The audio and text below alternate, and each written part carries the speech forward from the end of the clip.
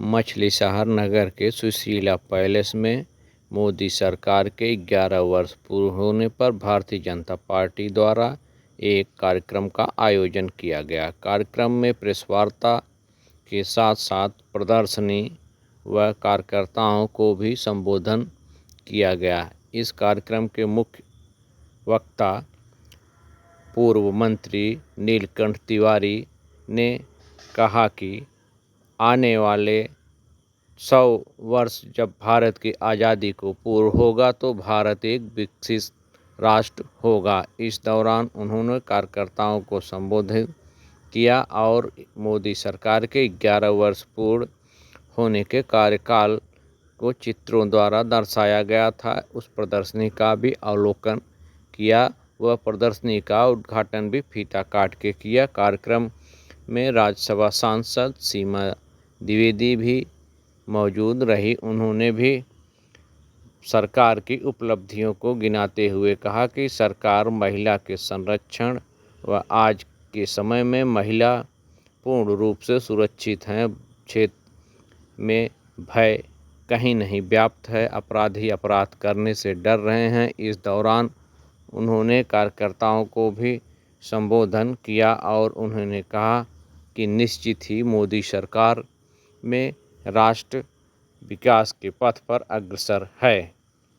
दाहिनी तरफ आपके हमारे काशी क्षेत्र के महामंत्री और हमारे जनपद के प्रभारी गणपत सिंह पटेल भाई साहब हैं और हमारे बगल में पूर्व विधायक प्रभात डॉक्टर सिंह जी आप सब आपके समक्ष गुरु हैं और मैं आप सभी का पहले आपका स्वागत करता हूँ, अभिनंदन करता हूँ कि आप एक छोटे से सूचना पर यहाँ उपस्थित हैं। मैं धन्यवाद भी देता हूँ और आपसे आग्रह है कि हमारे अतिथिगण आपके समक्ष हैं और आप पहले अपना विचार रखेंगे इस कार्यक्रम के बारे में फिर आपका प्रश्न अमल है पूरा पूर्ण होने पर आप सबका मैं स्वागत करता हूँ। यह 11 साल ऐतिहासिक रहा है। जब हम पुराने समय में जाते हैं, देश 1947 से स्वतंत्र होता है। स्वतंत्रता के बाद भारत के विकास की गति क्या होगी, उसका स्वरूप क्या होगा, उसका माध्यम क्या होगा, इस पर गूढ़ता से शायद चिंतन नहीं किया गया।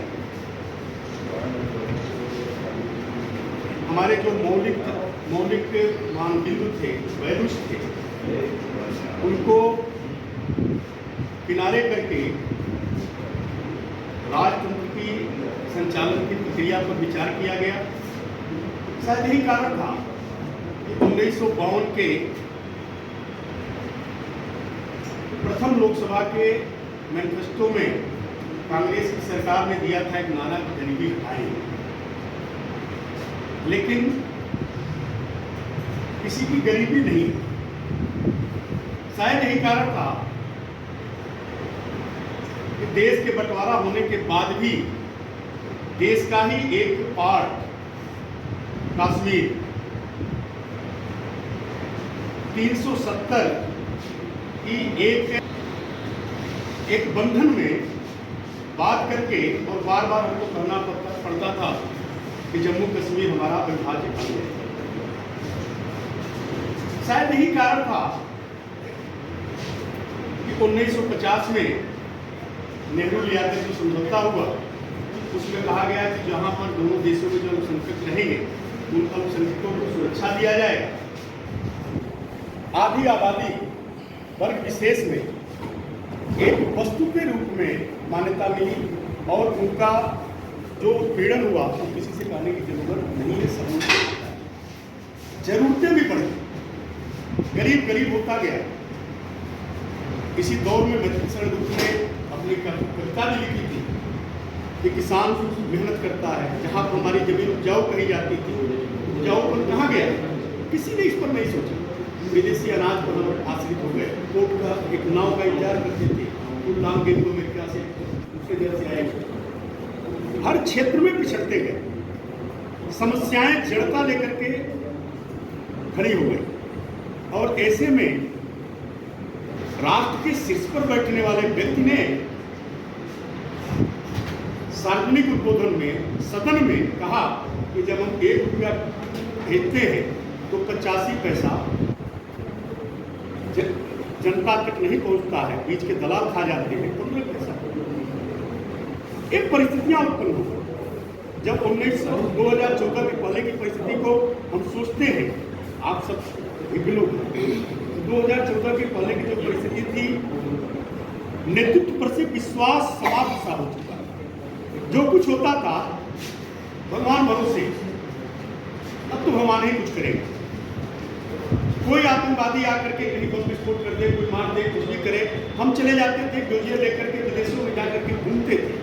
हमारी हिम्मत नहीं थी कि उसका जवाब दे सके। ये 2014 की स्थिति के पहले की स्थिति थी। 2014 के पहले की स्थिति में आपने एक बार और देखा होगा कि जैसे लगता था कि देश में और कुछ हो ही नहीं रहा है, केवल भ्रष्टाचार हो रहा है। आप लोग तो समाचार पत्रों में, टीवी चैनलों में, न्यूज मीडिया में केवल एक ही चर्चा होती थी घोटालों की।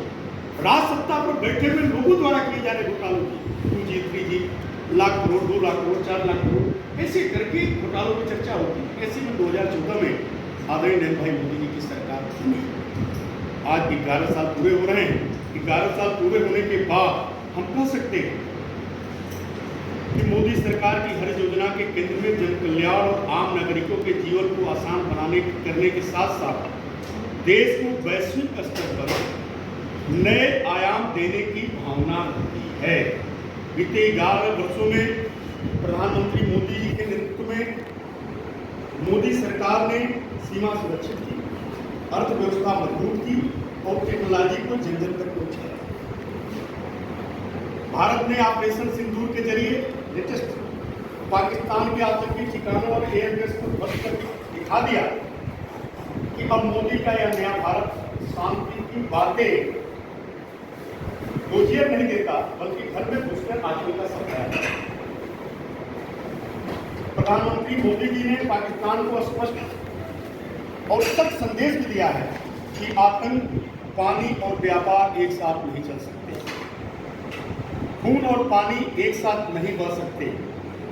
पूरे विश्व को प्रधानमंत्री जी ने स्पष्ट कर दिया कि भारतीय धरती पर किसी भी हमले को युद्ध की कार्रवाई माना जाएगा। यह पहली बार ऐसा S-400 missile defence system, BrahMos, Akash missile, INS Vikrant, Tejas और प्रचंड अटैक हेलीकॉप्टर जैसे अपने स्वदेशी तकनीक पर निर्मित यह जो शक्ति है वो भारत को आत्मनिर्भर रक्षा शक्ति के रूप में स्थापित कर रहा है। और आज भारत का रक्षा निर्यात, आज हम रक्षा क्षेत्र में भी निर्यात कर रहे हैं, 34 गुना बढ़ चुका है। यह प्रधानमंत्री नरेंद्र मोदी जी की दूरदर्शिता का ही परिणाम है। संकट काल के दौरान मोदी जी ने अपने नागरिकों को विश्व भर में हर कोने में सुरक्षित निकालकर यह सिद्ध भी किया कि मोदी जी की सरकार केवल सीमाओं के भीतर नहीं, विश्व भर में भारतीयों की सुरक्षा के लिए प्रतिबद्ध है। यूक्रेन युद्ध और रूस युद्ध को आपने देखा होगा, वो अद्भुत नजारा था जब हमारा विद्यार्थी तिरंगा झंडा लेकर के दोनों तरफ की तोपों के बीच में आता था, भारत माता की जय बोलते हुए निकलता था तो तोपें रुक जाती थी।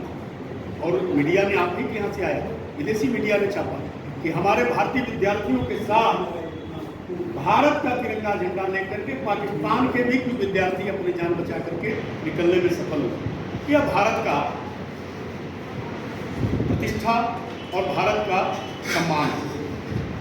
एक समय था जब देश के, जरा सोचिए, हम बनारस के रहने वाले हैं, काशी से आए हैं, काशी के बगल में नवगढ़, चंदौली, सोनभद्र, ऐसे अनेक, करीब पूरे देश के 96 जिले नक्सलवाद के चपेट में। आज नक्सलवाद अंतिम सांसें ले रहा है। कहीं एक जगह छिटपुट की घटनाएं हो रही है, उसके लिए भी हमारे प्रधानमंत्री जी के मार्गदर्शन नेतृत्व में अमित भाई ने संकल्प लिया है कि 2026 तक नक्सलवाद का पूर्ण सफाया करेंगे। आज भारत विश्व की चौथी अर्थव्यवस्था बनने जा रहा है। कभी कभी बड़ा गौरव होता है, जिस देश ने 200 वर्षों तक हमारे ऊपर राज किया, ब्रिटेन, उस ब्रिटेन को हम पछाड़ते हुए आगे निकल चुके हैं। अब चौथी अर्थव्यवस्था हम बनने जा रहे हैं। डिजिटल ट्रांजैक्शन आज हमारी नकल हो रही है। हमारे जो डिजिटल प्लेटफॉर्म पर काम करने वाले लोग हैं, जिस क्षेत्र में काम करने वाले लोग हैं, अमेरिका जैसे सामर्थ्यवान देश उस पर अध्ययन कर रहा, शोध कर रहा है कि यह जो देश में यूपीआई लेनदेन भारत में 24 लाख करोड़ तक पहुंच गया है, कैसे पहुंच गया? आज भारत में 116 करोड़ से ज्यादा मोबाइल यूजर, और इसको देख करके विदेश के बड़े बड़े विकसित देश भी हमसे शिक्षा ले रहे हैं, हमसे सीख रहे हैं। आज पूरे भारत का डंका इस बात को लेकर के बज रहा है। मोदी सरकार ने डायरेक्ट बेनिफिट ट्रांसफर की शुरुआत की। जरा सोचिए, एक समय था कहा जाता था कि 15 पैसा ही पहुंचता है 1 रुपये में, आज 7% पहुंचता है। 44 लाख करोड़ रुपए डायरेक्ट बेनिफिट ट्रांसफर डिजिटल माध्यम से आदरणीय प्रधानमंत्री जी सीधे लाभार्थी के खाते में करते हैं और दलालों की भूमिका समाप्त हो गई। प्रधानमंत्री मोदी जी ने आज जीवन के स्तर को सुधारने के लिए बहुत से कार्य किए। एक जमाना था जब भारत की रैंकिंग की जब पूरी बिजनेस में 142वीं स्थान पर, आज 60 से ऊपर। आज हम बहुत इसमें काम किए हैं, बहुत आगे बढ़ गए। मध्यम वर्ग के जीवन को आसान बनाने के लिए भरपूर अवसरों का सृजन करना भारतीय जनता पार्टी की केंद्र सरकार की, मोदी जी की सरकार का प्रथम लक्ष्य रहा। इस प्रतिबद्धता का परिणाम है नई कर व्यवस्था, जिसके तहत 12.75 लाख की आय पर टैक्स छूट है। 2014 में कभी किसी ने सोचा नहीं था। आपको बताऊं, अटल जी ने चंद्रयान का प्रोजेक्ट लेकर के काम शुरू किया। मनमोहन सिंह की सरकार बनी, उस चंद्रयान के कार्यक्रम को इस बहाने से कह दिया गया कि रूस उसमें कुछ शिप्स आते, कुछ ऑपरेटर्स आते नहीं दे रहा है, इसलिए रोक दिया। चंद्रयान का प्रक्रिया ठप से पड़ गई, लेकिन 2019 में आदरणीय प्रधानमंत्री जी के नेतृत्व में चंद्रयान की प्रक्रिया पुनः शुरू हुई और भारत के उत्कृष्ट वैज्ञानिकों को दिए गए महत्व का परिणाम रहा, उनके हुनर को दिए गए अवसर का परिणाम रहा कि आज चंद्रयान की सफलता हमको उत्साहित करती है गगनयान की तैयारी के लिए, और गगनयान को लेकर के हम आगे बढ़ रहे हैं। इंफ्रास्ट्रक्चर के बारे में एक आध उदाहरण, 2 उदाहरण देने की जरूरत हमको नहीं समझ में आती। सड़कों का जाल, एक्सप्रेसवे, उत्तर प्रदेश तो एक्सप्रेसवे का सबसे बड़ा एक्सप्रेसवे का प्रदेश बन गया। पूरे देश में जहां देखिए सड़कें ही सड़कें। 90-95% से 99% के आसपास गांवों को सड़कों से जोड़ दिया गया। गांव के सड़कें जो नहीं होती थी, आज सड़कें जुड़ गई। देश के अन्नदाता ही भारत की ताकत है, जिस पर काम शुरू में नहीं हुआ। मंत्री सर को भी आप पढ़िएगा तो उसमें आएगा उन्होंने क्या लिखा था। 2025-26 में कृषि बजट को रिकॉर्ड 5 गुना बढ़ाया गया। प्रधानमंत्री किसान सम्मान निधि के तहत 11 करोड़ से अधिक किसानों को 3.7 लाख करोड़ रुपए दिए गए। ये अपने आप में एक यूनिक घटना है। जब यह काम, 2 काम आदरणीय प्रधानमंत्री जी के नेतृत्व में जब शुरू किया गया तो विदेश के लोग भी इसको देख करके, बड़े बड़े सामर्थ्यवान, शक्तिशाली, संपन्न लोग के दिमाग में आता था कैसे होगा। एक आयुष्मान भारत योजना, जो किसान सम्मान निधि, विदेश के लोग कहते थे कि इसमें पूरी अर्थव्यवस्था कोलैप्स कर गई। ये संभव नहीं है। बीमा कवर जो आप दे रहे हैं 50 करोड़ से ज़्यादा लोगों को, 10 करोड़ से ज़्यादा परिवारों को, और अब तो 70 साल के प्रत्येक नागरिक, ये संभव नहीं। लेकिन सफलतापूर्वक आयुष्मान भारत योजना चलाई गई। उसी तर्ज पर किसान सम्मान निधि को जब दिया गया तो लोगों को कहना था कि संभव नहीं, लेकिन आदरणीय प्रधानमंत्री जी ने किसान सम्मान निधि योजना को लेकर के काम शुरू किया। 6,000 रुपया किसानों को लेकर ही खर्चे के लिए देना प्रारंभ किया, और आज 3,07,000 करोड़ रुपए से ज़्यादा के हम केयर उनके डायरेक्ट खाते में दे चुके हैं। अब 20वीं किस्त इस महीने के लास्ट तक आ जाएगी। 19 किस्त 21 करोड़ लोगों को मुफ्त 5 किलो अनाज। ये वही भारत है जिसको लेकर के लिखा जाता था, लोग कहते थे कि हम अन्न नहीं पैदा कर सकते। 1954-55 में एक सर्वे आया, फिर 85 में आया कि चाइना लगभग साथ ही एक साथ हम लोग ये दोनों देश काम करना शुरू किए अपने तंत्र के द्वारा, साल भर का अंतर। जो उपज 1 एकड़ खेत में चाइना की होती है वो हमसे 18 गुने ज्यादा है, और इस पर किसी ने काम नहीं किया। लेकिन आज प्रधानमंत्री जी ने काम किया। आज गौरव होता है करने में, हम इतना अनाज उत्पन्न कर रहे हैं कि 150 देशों में किसी न किसी माध्यम से अनाज दे रहे हैं। साथ ही साथ 81 करोड़ लोगों को, भारत के लोगों को निःशुल्क अनाज उपलब्ध करा रहे हैं। और बनारस के विशिष्ट विधायक आदरणीय तिवारी जी, हमारे क्षेत्रीय महामंत्री महोदय, हमारे दो सम्मानित विधायक श्रीमद चौधरी जी, आदिल अहमद साहब, और मछली शहर के सीओ के हमारे जिलाध्यक्ष, आप सभी को धन्यवाद देना चाहती हूँ कि आज आप लोगों ने मोदी जी की सरकार के 11 वर्ष के बाद उनके उपलब्धियों पर चर्चा करने के लिए यहाँ आदरणीय तिवारी जी ने जो बताया उससे मैं अपने आप को संबद्ध करती हूँ और बड़े विस्तार से मैंने बताया। क्योंकि ये विषय आप रखना था, लेकिन कंटी जी ने कहा कि अपने सांसद से हम सुनना चाहते हैं, तो मैं यही करना चाहती हूँ कि आप जिधर भी देखेंगे, पूर्व पश्चिम उत्तर दक्षिण जल थल आकाश नभ, जहाँ भी आप देखेंगे आपको एक क्रांतिकारी परिवर्तन का दौर नजर में आएगा। अभी आपने देखा परसों में प्रधानमंत्री जी ने जिला जम्मू कश्मीर जिला को सबसे बड़ी वो है वहाँ पर जाकर के उच्च देश का प्रारंभ किया, वहाँ पर ट्रेन दौड़ रही है। ऐसी ऐसी चीज़ों के बारे में मोदी जी ने सोचा, इसके बारे में कोई कल्पना नहीं कर सकता। हम पानी की बात करें, हम दूध की बात करें, हम दूध की बात करें, पैन की बात करें, हम रोजगार की बात करें, हम महिला की बात करें, पुरुष की बात करें, किसान की बात करें, जवान की बात करें, हम चाहे जिस तरफ जाकर के बात करेंगे, हम यही देखेंगे बड़ा क्रांतिकारी परिवर्तन हुआ है। अभी ये चर्चा आई थी कुछ दिन पहले, बड़ा विस्तार से स्पष्ट हुआ था, तो वहाँ पर हमारा वहाँ पे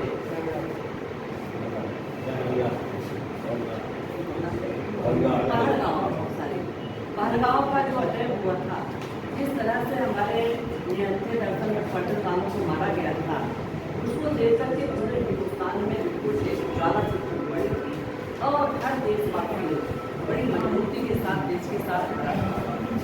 प्रधानमंत्री जी के निर्देशन में भारत की सेना ने जिस तरह पर वहाँ का जवाब दिया है, उससे हम सभी लोग आह्लादित हैं, और ये संदेश भी दिया है कि यह देश सत्य और अहिंसा का पुजारी है। हम निहत्तों पर वार नहीं करते, ये हमारी संस्कृति है। आपने देखा होगा हमारे देश की सेना ने पाकिस्तान के अंदर 100 किलोमीटर अंदर में जाकर के आम जनमानस को छत्तीस नहीं किया। हमारे देश की सेना ने उनके आतंकवादी ठिकानों को नस्तनाबूद किया है, जहाँ पर आतंकवादी पैदा किए जा रहे हैं। इतना ही नहीं, मोदी जी ने साफ शब्दों में कह दिया, अगर आप कुछ भी करोगे तो इस तरह से हम आपके ऊपर बात करते रहेंगे। और अभी 21 तारीख को योग दिवस है, विश्व योग दिवस मोदी जी की पहल है। आज हर व्यक्ति यहाँ पर, हर बैठा हुआ व्यक्ति के मन में ये बात रहती है कि हमको भी योगा करना है, हमको भी योगा करना है, क्योंकि मोदी जी कहते हैं फिट इंडिया, खेलो इंडिया। आज खेल के बारे में बात करें, ओलंपिक गेम होते हैं, एशियाड गेम होते हैं। आज जिस तरह से हमारे देश के लड़कियाँ जीत करके आते हैं, जिस तरह से उनको स्वर्ण पदक मिलता है, रजत पदक मिलता है, इसमें बहुत बड़ी बढ़ोतरी हुई है। और पहले जो बच्चे खेलने जाते थे वहाँ पर उनको चयन करने में पारदर्शिता नहीं बढ़ती जाती थी, लेकिन मोदी जी के आने के बाद पारदर्शिता बढ़ती गई। इससे यह सिद्ध हो गया कि हमारे देश में भी खेल का बहुत महत्व है, और हमारे यहाँ के बच्चे बच्चों में बड़ी प्रतिभा भी है। और सबसे बड़ी बात, मोदी जी के 11 साल पूरे हो गए। 11 साल में कोई ये नहीं कर सकता कि हमारे देश में किसी भी प्रकार का कोई भ्रष्टाचार। पहले की सरकार भ्रष्टाचार में डूबी रहती है। पहले की सरकार की चर्चा भ्रष्टाचार के बारे में ही होती रहती है, लेकिन आज मोदी जी के आने के बाद से इन 11 सालों के अंदर न तो हमारे सरकार के ऊपर किसी प्रकार का भ्रष्टाचार का आरोप है, न हमारे किसी मंत्री के ऊपर भ्रष्टाचार का आरोप है। इससे